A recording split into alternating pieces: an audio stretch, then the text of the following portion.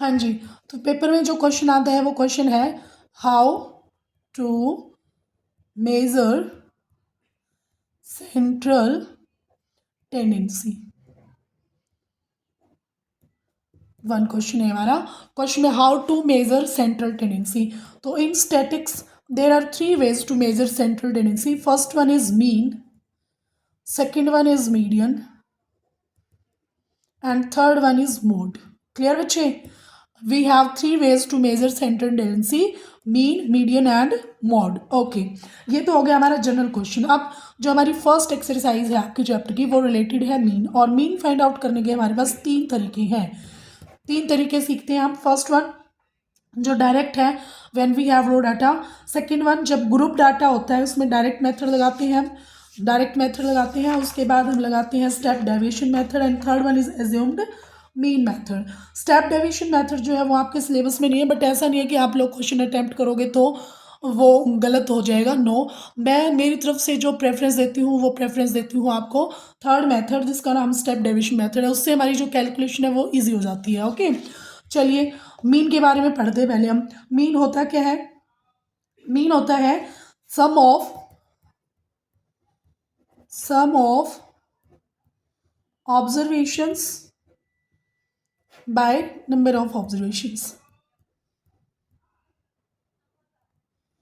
आज बोर्ड पर क्लास नहीं ले रही हूँ क्योंकि तबीयत थोड़ी सी ख़राब है, इस वजह से आज सुबह भी क्लास नहीं ले पाई थी और रात हो गई है और मैं क्लास लेने जा रही हूँ। थोड़ा सा ये भी है कि बच्चों को वो सारा मटेरियल भी प्रोवाइड कराऊँ जो उनके एग्ज़ाम में हेल्प करे। सो ओके, क्या बताया हमने? मीन, मीन को क्या बोला? Sum of observation by number of observation. In statistics mean को अगर हम डिफाइन करें तो stands for the arithmetic mean of the given data. इसको हम अर्थमेटिक मीन बोलते हैं। क्या है ये? Arithmetic mean. मैथमेटिक्स के अंदर मीन होता है sum of observation by number of observation. अब इसके पास जो हमारे पास क्वेश्चन करेंगे उसके अंदर तीन मेन फॉर्मूले यूज करेंगे। क्या? फर्स्ट वन देखो, for raw data. For raw data, raw data मतलब हमें सिर्फ ऑब्जर्वेशन दे रखे हैं। क्या है? If n observations. N observation से आपको डरने की ज़रूरत नहीं है बेटा। एन ऑब्जर्वेशन का मतलब है वो ऑब्जर्वेशंस आपके पास वन हो सकती है, टू हो सकती है, थ्री हो सकती है, फोर हो सकती है, मतलब काउंटेबल ऑब्जर्वेशन होंगी।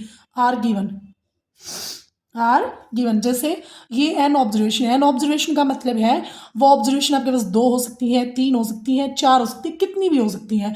तो उस दौरान जो हम मीन निकालेंगे एक्स बार, मीन की नोटेशन किससे करते हैं? एक्स बार। क्या लिखा है ऊपर? सम ऑफ ऑब्जर्वेशन, यानी जितनी भी ऑब्जर्वेशन है हम उनको ऐड कर देंगे एक्स एन बाय में number of observation by N.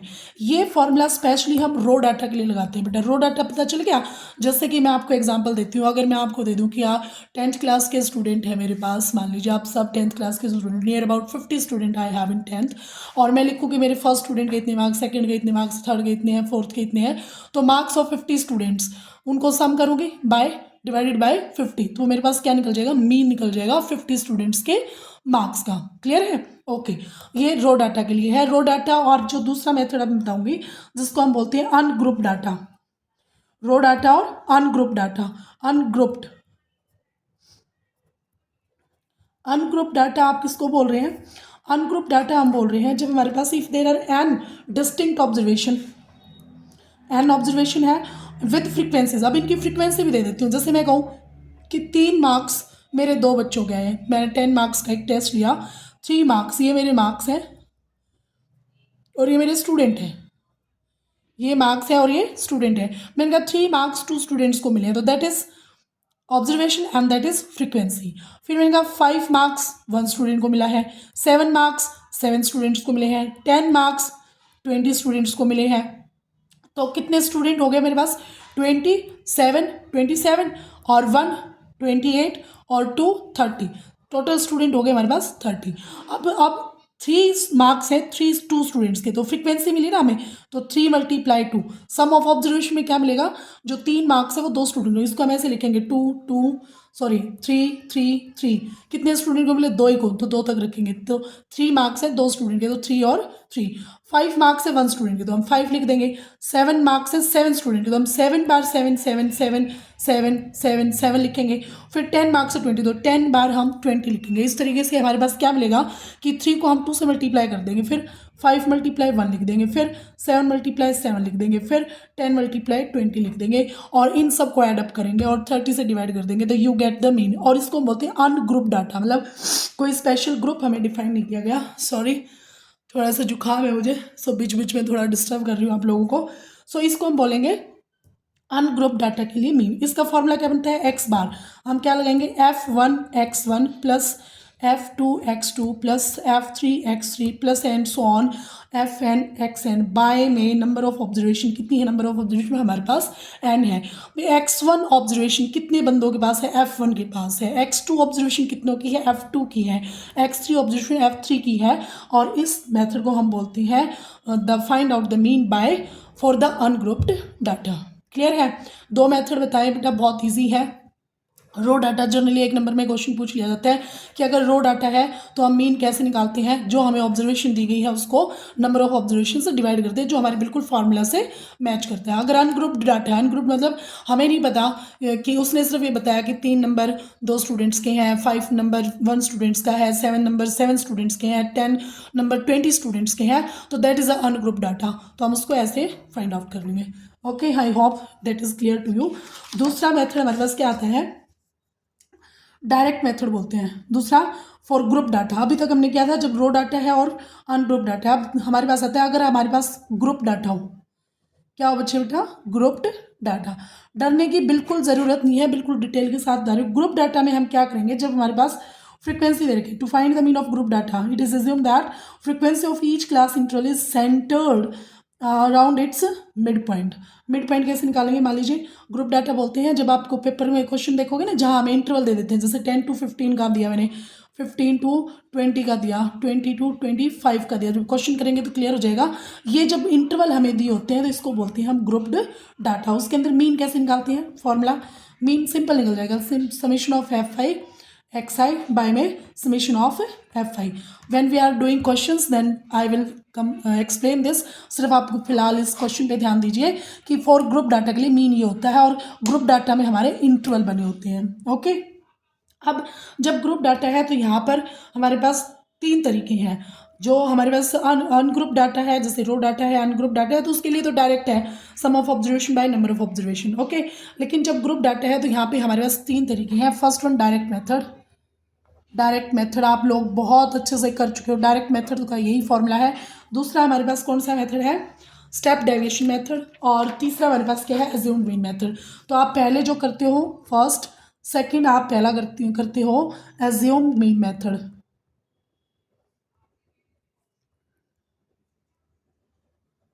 To find out the mean, ये क्या होता है, सिर्फ फॉर्मूला लिख रही हूँ, क्वेश्चन करेंगे जब आपको क्लियर हो जाएगा कि कैसे हम इसको यूज़ करते हैं।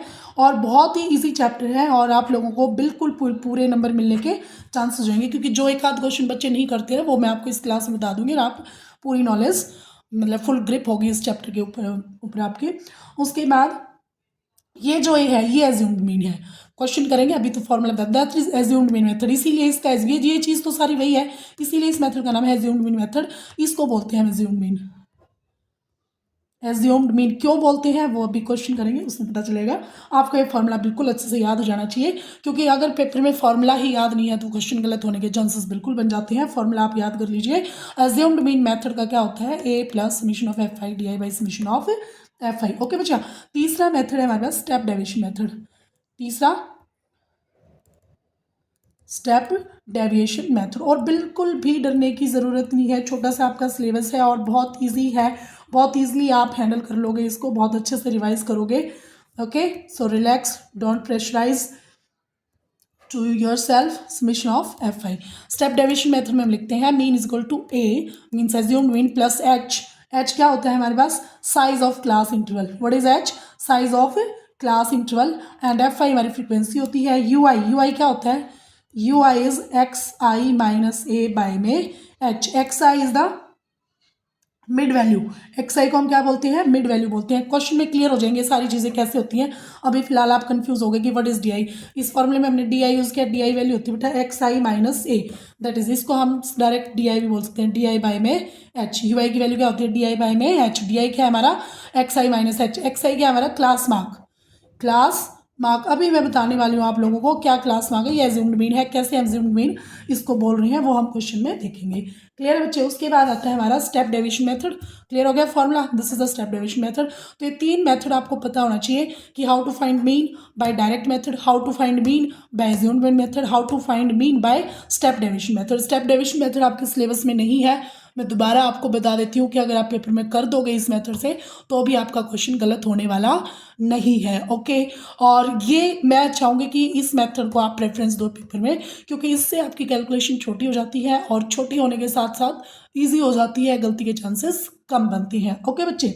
ओके, अब इससे जो 1 मार्क क्वेश्चन आते हैं इस चैप्टर से रिलेटेड, जो हमारे प्री बोर्ड में क्वेश्चन आ गए हैं वो मैं आपको बताऊंगी। ये थोड़ा सा हमने मीन के बारे में सीखा, स्टैटिक्स के बारे में सीखा। स्टैटिक्स क्या होती है? स्टैटिक्स मैथ की वो ब्रांच है जो किसके बारे में डील करती है? कलेक्शन ऑफ डाटा के बारे में, उसको कैसे प्रेजेंट किया जाता है, उसको कैसे एनालिसिस किया जाता है, और डाटा कैसा होना चाहिए? हमारा न्यूमेरिकल होना चाहिए। ओके, फिर हमने देखा कि how to find central tendency, ये क्वेश्चन दिया ना, how to find central tendency. तो ये क्वेश्चन पूछ लेते हैं कि मीन, मीडियन एंड मोड, कोई भी एक ऑप्शन दे देंगे इन दो को छोड़ के, या फिर सिंपली ये पूछ लेंगे कि 3 वेज जो सेंट्रल टेंडेंसी को मेजर करने हैं उनको आप एक्सप्लेन कीजिए, तो आप बता दोगे mean, median and mode. Clear है बच्चा।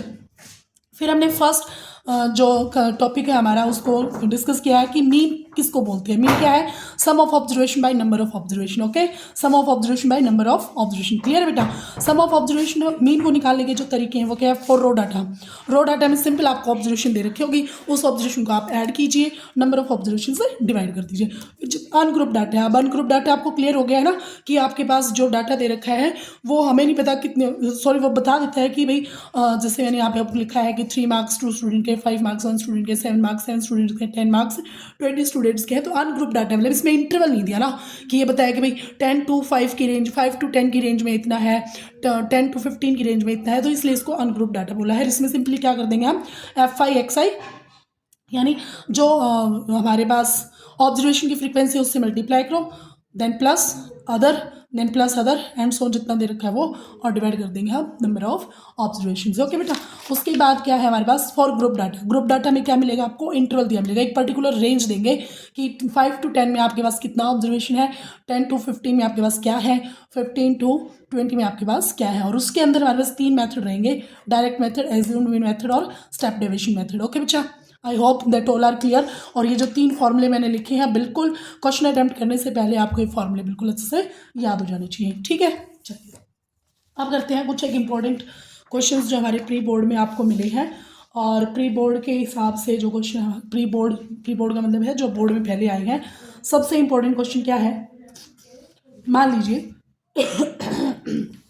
सॉरी, ये क्वेश्चन आया आपके पास 2020 में, आपके बोर्ड में आया है। क्वेश्चन है find the class marks of the class 10 to 25। क्या लिखा है बेटा? क्वेश्चन 1,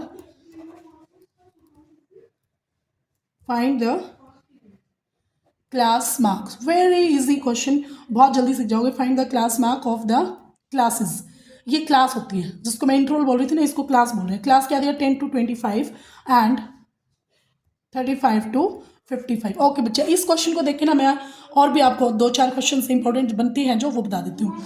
इनको हम क्या बोल रहे हैं? क्लासेस बोलते हैं। इस जब ये क्लास आपको दे रखे हैं, इंटरवल बोलते हैं, जब आपको ये इंटरवल दे रखे हैं उसको हम ग्रुप डाटा बोलते हैं। ओके, इसके अंदर जो 10 है उसको हम बोलते हैं बेटा लोअर लिमिट। क्या बोलेंगे? Lower limit. 25 को बोलते हैं हम अपर लिमिट। क्या बोलेंगे? Upper limit. ओके बच्चा, गुड। और इन दोनों का गैप क्या है? अपर लिमिट,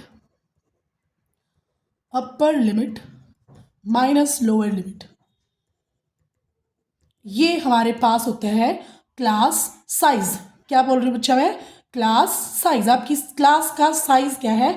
तो हम सिंपली निकाल देंगे 25 माइनस 10, यानी कितना है? 15 का है। इस क्लास का अगर साइज निकालें तो 55 माइनस 35 कितना है बच्चे? 20 का क्लास साइज है।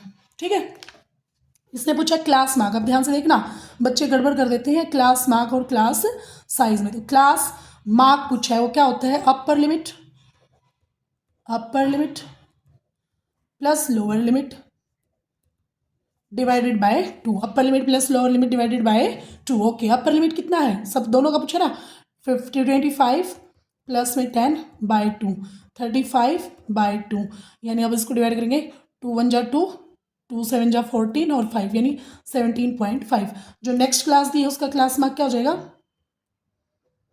ओके, अब मैं आपको बताती हूँ कि क्या है क्लास मार्क को हम एक्स आई, हमने फॉर्मूले में एक्स आई यूज़ किया था ना, वो क्लास मार्क है। इसको मिड वैल्यू भी बोलते हैं बच्चा, क्या बोल देते हैं इसको?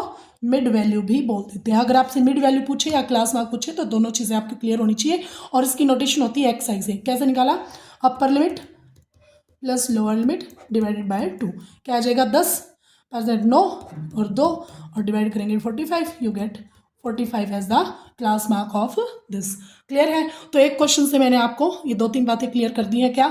अगर आपको इंटरवल दे रखे हैं यानी क्लासेस दे रखे हैं, उसकी लोअर लिमिट निकालनी 10 है, अपर लिमिट 25 है। अगर क्लास साइज पूछा है, इंटरवल का साइज पूछा है तो अपर लिमिट माइनस लोअर लिमिट, और क्लास मार्क पूछा है तो दोनों लिमिट्स को ऐड कीजिए और 2 से डिवाइड कर दीजिए, आपके पास क्या आ जाएगा? वो ये आ जाएगा आपका क्लास मार्क। ओके, फिर उसके बाद मैं आपको एक क्वेश्चन दिखाती हूँ जिसके अंदर दिखा रखा है कि consider the following frequency distribution of height of 60 student of the class. इसमें आपको बोला है find the upper limit of the median class in the given data, in the median given data. Okay, उससे चलो ये क्वेश्चन करवाने से पहले मैं आपको 2 चीज़ें और बता देती हूँ जो इस चैप्टर से रिलेटेड है। अभी तो मैंने मीन के बारे में बताया ना, तो क्वेश्चन कर रहे हैं तो ये भी इंपॉर्टेंट रहेगा। क्या बता देती हूँ? पहले मैं आपको मीडियन बता देती हूँ, मीडियन एंड मोड दोनों चीज़ें बता देती हूँ, ठीक है? फिर क्योंकि क्वेश्चन मिक्स चलेंगे, बोर्ड प्री बोर्ड में आए हुए क्वेश्चन करेंगे तो उसमें मीडियन भी यूज़ होगा और मोड भी यूज़ होगा, तो आपको इन दोनों के बारे में भी पता होना चाहिए।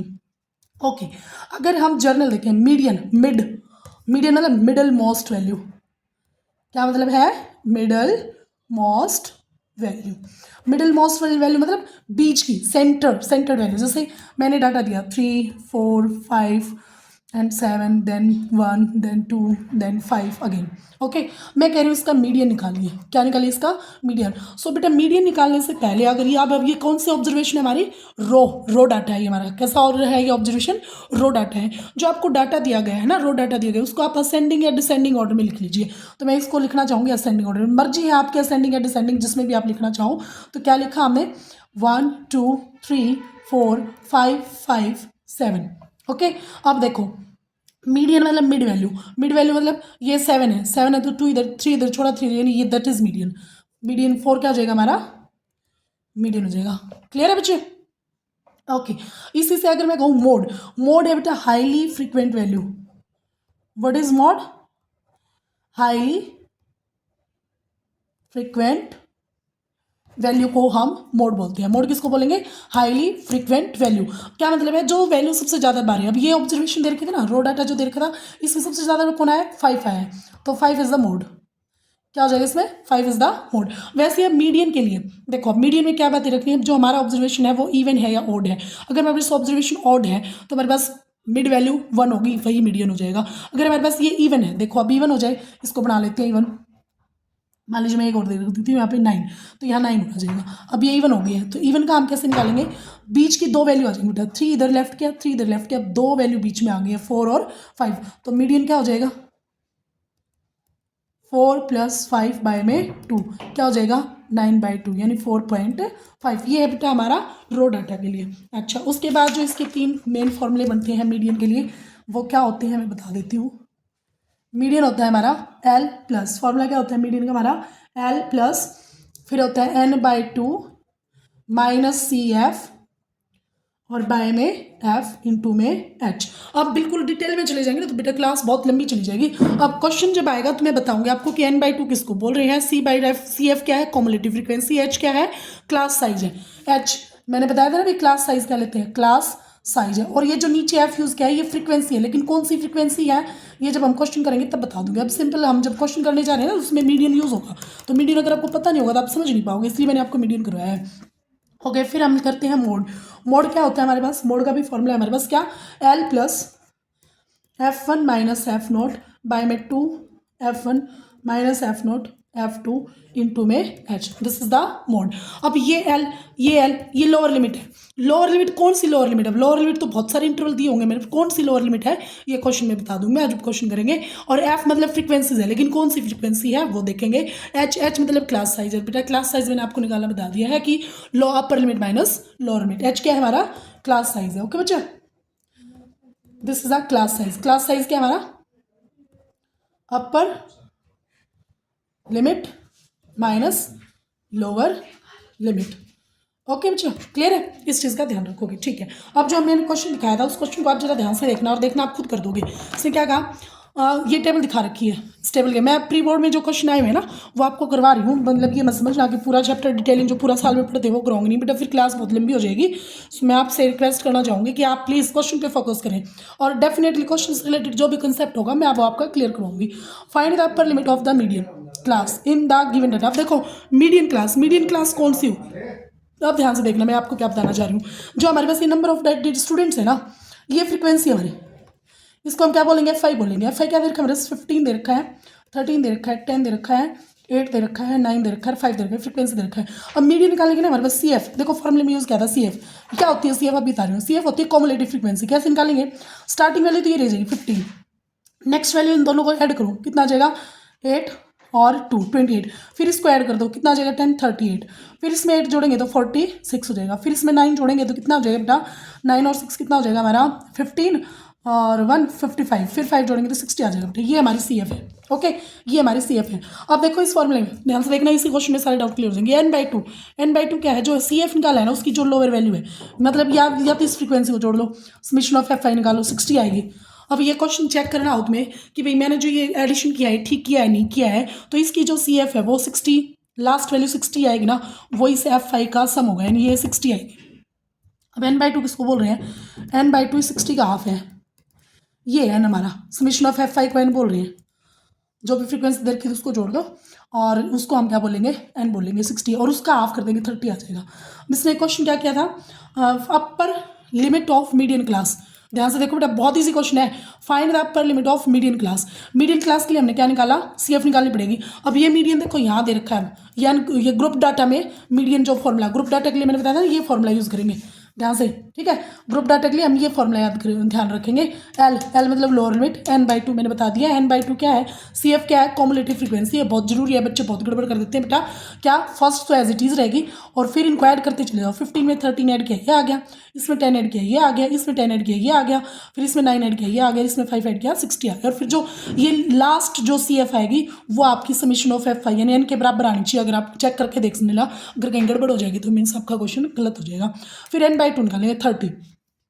अब अपने इस डाटा में जाऊँ, देखो 30 हमारे CF में कहाँ लाइक रहे, CF देखने पड़े। 30 लेके जाऊँ, क्या 30 15 में आएगा, नहीं 30 15 तो बहुत छोटा रह जाएगा ना। क्या 28 में आएगा, नहीं ये भी बहुत छोटा रहेगा, 38 में आ जाएगा। यानी ये मीडियन क्लास है हमारी, this is the median class. और मीडियन क्लास में ये हमारी F है। देखो इस फॉर्मूले में जो ये F यूज़ करके ना वो ये है, ठीक है। और इसके साथ की जो सामने की जो क्लास है बता दूँ, 10 के सामने जो इंटरवल है ना वो 160 to 165 दे रखा है आपकी बुक में। देखो 10 आई थी, 10 के सामने जो लिमिट दे रखी है वो क्या दे रखी है, 160 to 165 दे रखी है। ओके, तो L क्या कहेंगे हम, देखो अब ये आ गई मीडियन क्लास, इसकी CF हमारे पास कितनी है 38 है, CF तो ये है, तो F तो ये होगी, जो फॉर्मूले में यूज़ है वो F तो ये होगी, और L की वैल्यू बच्चा ये हो जाएगी। और इस फॉर्मूले में जो CF यूज़ की है ना वो इससे पहले वाली क्लास हो जाएगी। CF क्या होती है, cumulative frequency of the preceding class of the median. क्या क्या बोला हमने, CF क्या है, कॉमुलेटिव फ्रीक्वेंसी होगी, कॉमुलेटिव फ्रीक्वेंसी है CF प्रीसीडिंग, यहाँ लिख दो प्रीसीडिंग, यहाँ लिखेंगे preceding cumulative frequency of median class, median class.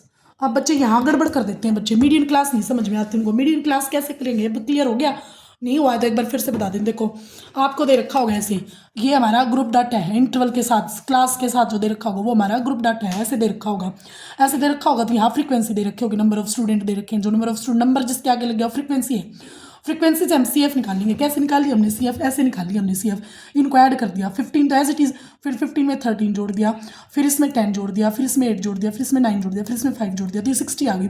अब इसका हाफ कर लेंगे, हाफ कर लेंगे 30 आ गया। 30 ना CF में देखो कहाँ है, 30 CF में कहाँ है बेटा, ये पॉइंट है ना, बच्चे गड़बड़ कर देते हैं और मैं बार बार इसके ऊपर जोर दे रही हूँ, तो प्लीज़ आप ना जरा इसको ध्यान से समझ लो।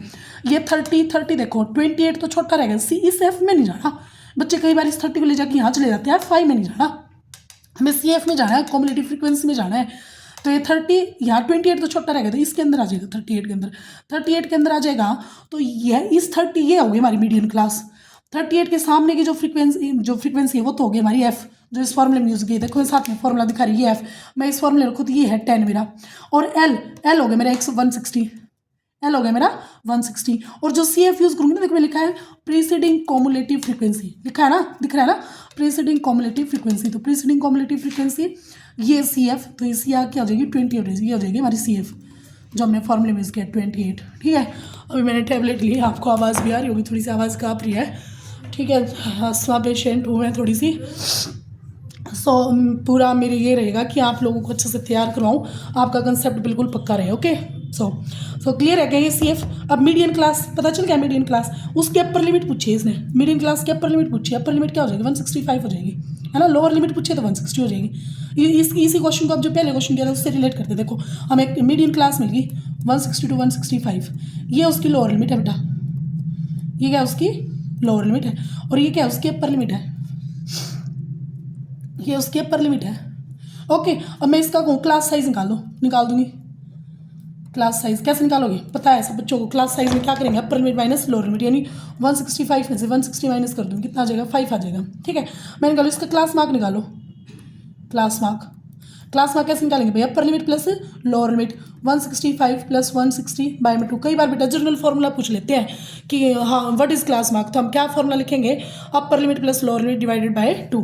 अपर लिमिट लोअर लिमिट को जोड़ो और डिवाइड कर दो 2 से, कितना आ जाएगा 5, 12, 3 बाय में 2, कितना आ जाएगा 2 1 6 जा, और 2 2 जा और 5 जा, 162.5 ये आ जाएगा बेटा।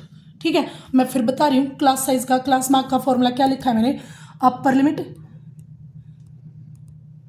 Plus lower limit divided by 2, ध्यान रख लेना, अपर limit plus lower limit divided by 2। Okay बेटा, हाँ क्वेश्चन से रिलेटेड जितना भी डाटा है मैंने आपको एक्सप्लेन कर दिया है। इस क्वेश्चन में आपसे पूछा था, ये आपको टेबल दे रखी है, find the upper limit of the median class in the given data. ठीक है, दिखाई दे रहा है ना, find the upper limit of the, lower limit भी दे सकता है, क्लास साइज भी दे सकता है मीडियन क्लास का, क्लास मार्क भी दे रखा है मीडियन क्लास का, कुछ भी दे सकता है। यानी ये 2-3 क्वेश्चन पढ़ते हैं इस तरह के, तो इनमें से कोई भी एक क्वेश्चन आपसे पूछ सकते हैं। क्लियर बच्चे, ओके नेक्स्ट क्वेश्चन करते हैं।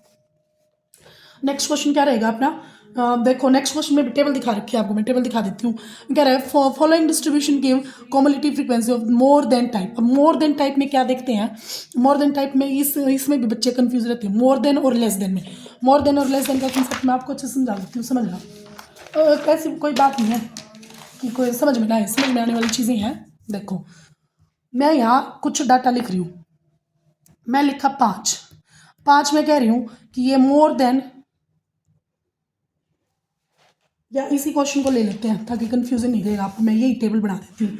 मार्क्स ऑब्टेन्ड लिखे हैं बेटा, क्या है हमारे पास, मार्क्स ऑब्टेन्ड, ये लिख दिया, ये इसको छोड़ देते हैं, मैं यही क्वेश्चन ले लेती हूँ ताकि आपको कंफ्यूजन नहीं रहेगा, कुछ गलत डाटा नहीं लिखा जाएगा, है ना। अगर मैं अभी इमेजिन करके लिखूँगी तो मैं भी कुछ गलत ना लिख दें, और हमारे पास इतना टाइम है नहीं कि हम गलतियाँ करते रहें और उसको ठीक करते रहें। ओके, नंबर ऑफ स्टूडेंट्स, अब यहाँ देखना मार्क्स ऑब्टेन्ड में क्या लिखा, more than or equal to 10, more than equal to 10, इसके नीचे लिख दिया 30। ठीक है, ओके हो गया।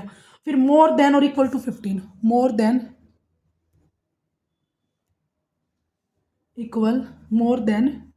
और इक्वल टू 15। राइटिंग ऐसी आ रही है, मेरे हाथ काँप रहे हैं तो राइटिंग मैं बोल रही हूँ, प्लीज़ सुनने पे ध्यान देना। मोर देन इक्वल और इक्वल टू 15, कितना दिया 8 दिया। एक टेबल और बनी हुई इसके साथ में, तीसरी टेबल और बना रही हूँ मैं। तीसरी टेबल में लिखा है मोर than or equal to 20,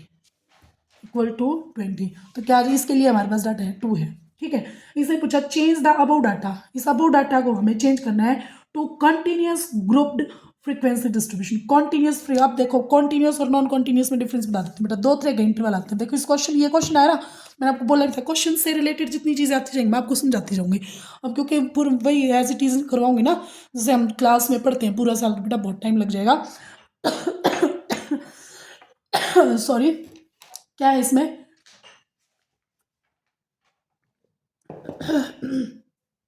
continuous और डिसकंटिन्यूस में फ़र्क बता दी मैंने। 2 इंटरवल लिखे, देखो 5 से 10, 10 से 15, 15 से 20, 20 से 25, इसी में समझ जाओगे।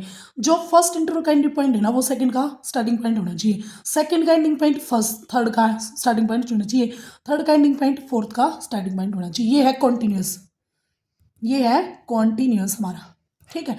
अच्छा उसके बाद देखना, अगर मैं 5 to 10 लिख दूँ, यहाँ 11 to 15 लिख दूँ, यहाँ 16 to 20 लिख दूँ, यहाँ 21 to 25 लिख दूँ, अब इसकी जो एंडिंग है वो इसकी स्टार्टिंग नहीं है ना, ये है नॉन कॉन्टिन्यूस, ये है बेटा हमारा नॉन कॉन्टिन्यूस। ओके, दोनों में क्लियर डिफरेंस है। अब जो इसने क्वेश्चन दे रखा था ना, मैं बोल रही हूँ देखो, इसने कहा मार्क्स ऑब्टेन, मार्क्स ऑब्टेन में 3 चीज़ें दे रखी हैं भाई। नंबर ऑफ स्टूडेंट, वो स्टूडेंट जिनके marks more than or equal to 10 है, वो 30 स्टूडेंट है। 30 बच्चे ऐसे हैं जिनके मार्क्स 10 है या 10 से ज़्यादा है। 8 बच्चे ऐसे हैं जिनके मार्क्स 15 है या 15 से ज़्यादा है, और 2 बच्चे ऐसे हैं जिनके मार्क्स 20 या 20 से ज़्यादा है। अब इसको हम कैसे बदलेंगे, देखो थोड़ा सा दिमाग लगाओ तो क्वेश्चन तो आपको क्लियर हो गया होगा कैसे करेंगे। यहाँ देखो ये 10 है, मोर देन और इक्वल टू 10 है, मैं यहाँ बना देती हूँ सी क्लास इंटरवल बना रही हूँ, सी आई लिखती हूँ इसको, क्लास इंटरवल को सी आई। यहाँ देखो मोर देन और इक्वल टू 10, तो मोर देन इक्वल टू 10 किस में आ गया, इस इंटरवल में आ जाएगा 5 to 10 में। भाई 10 और 10 से ज़्यादा, मोर देन और इक्वल टू 5 है एक इंटरवल, इसमें मोर देन इक्वल टू 5 है। मोर देन और इक्वल टू 10 में हमारा आ जाएगा 10 to 15, 10 to 15 में। इस क्वेश्चन में एक चीज़ छोड़ गई, इससे पहले एक और था मोर देन और इक्वल टू 5, 5 और 5 से ज़्यादा। यहाँ एक चीज़ और है, 5 और 5 से ज़्यादा कितने हैं उसमें कैंडिडेट हमारे 30 हैं, ये 30 है, ये 23 है, ये 23 है, और ये 8 है, और ये 2 है, ठीक है। ओके समझ गए क्या, दोबारा करवाऊँ, कॉन्टिन्यूस नॉन कॉन्टिन्यूस समझ गए। कॉन्टिन्यूस जहाँ पे इनिशियल स्टार्टिंग एंडिंग और स्टार्टिंग पॉइंट एक हो, ये दोबारा वहाँ पे नहीं हो उसको बोलते हैं